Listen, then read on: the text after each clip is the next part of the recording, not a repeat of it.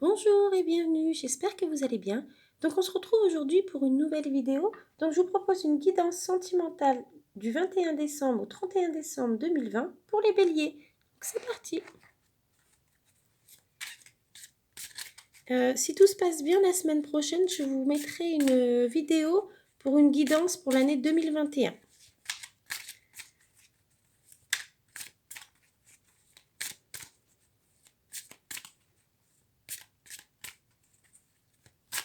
Voilà, donc je vais couper.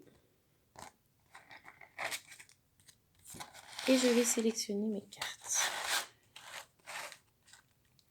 Donc ce sera celle-ci, celle-ci et celle-ci. Voilà, je vais ranger les autres cartes. Alors, on va découvrir ensemble. Donc la première carte. Prise de conscience de ton âme sœur. Cette carte signifie que votre âme sœur est actuellement en pleine prise de conscience. Elle a besoin de temps et de se retrouver seule. Du coup, elle est peut-être en rejet de tout et de tout le monde.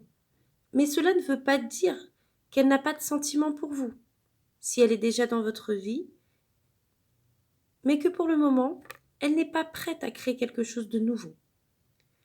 Si vous êtes dans l'attente d'une rencontre, vous devez être encore patient, car votre âme sœur est en train de faire le point sur sa vie et de se rendre compte de ses erreurs passées. Prenez le temps pour vous, pour prendre soin de vous.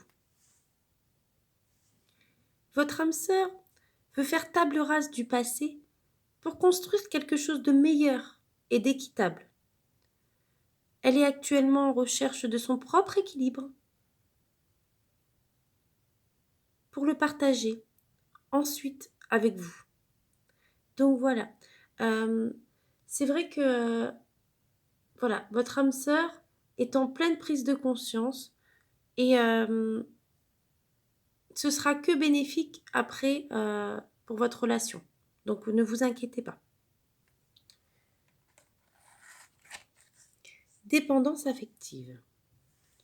Donc en fait, quand cette carte sort, c'est qu'il y a des questions en lien avec la dépendance affective qui peut affecter de façon négative votre vie sentimentale. Vous avez besoin du regard de l'autre pour vous sentir en paix, pour vous sentir exister. Vous avez besoin de la présence de l'autre pour apaiser vos angoisses et faire taire vos peurs, en fait. Vous avez besoin de l'amour de l'autre pour vous aimer vous-même. Ce n'est pas juste, en fait, pour vous, car il s'agit bien de dépendance affective, ce qui vous empêche d'être véritablement vous, vous-même, et surtout de prendre vos distances vis-à-vis de personnes ou de situations qui ne sont pas équitables pour vous et qui ne vous apportent pas le bonheur que vous méritez. Si vous sentez que vous êtes dépendant d'une personne que vous aimez, alors il faut vous libérer de cette dépendance affective.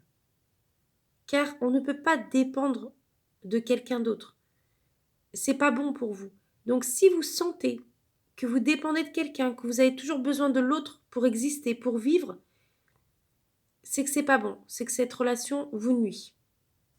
Donc voilà. Et la dernière carte, ton âme sœur n'est pas prête.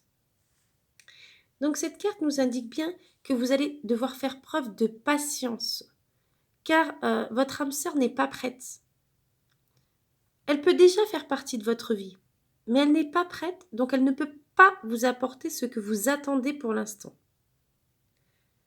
Votre âme sœur a des choses à régler avec elle-même, que ce soit en lien avec ses émotions ou en lien avec des événements extérieurs de sa vie. Pour le moment, accueillez à bras ouverts ce qu'elle peut vous apporter, sans en attendre davantage.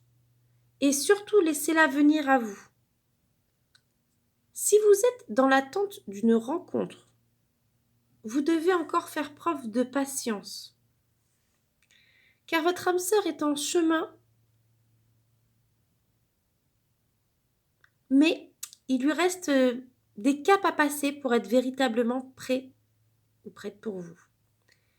Donc, vraiment, soyez patient et surtout ayez confiance. La pensée positive et l'amour que vous pouvez déjà lui envoyer vont beaucoup l'aider. Donc voilà pour ce tirage. Donc je vous remonte les cartes. Donc il y a beaucoup de réflexions et beaucoup. Il va falloir être vraiment patient. Il y aura un peu d'attente parce que vraiment votre âme sœur n'est pas prête en fait. Elle a des choses à régler de son côté avant d'être véritablement prête pour vous.